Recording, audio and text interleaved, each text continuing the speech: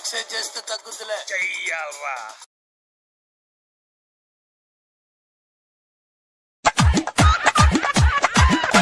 చిత్తడి ప్రదేశం ముఖ్యంగా కదలని వాటర్ పైన ఉంది.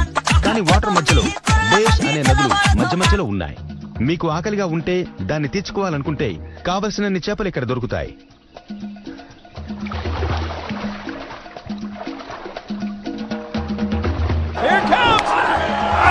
మనకు ఈ చెట్ల ద్వారా లభించేది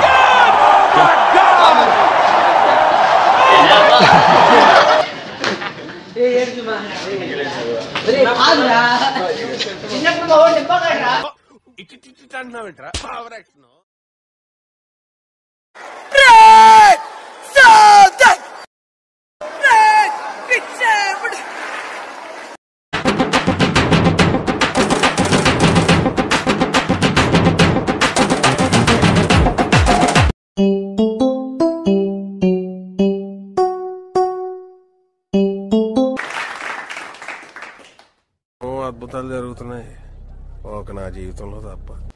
నేను మరీ అంత ఎదవలా కనపడుతున్నారా? ఓ మాదిరిగా కూడా కనపడలేదా?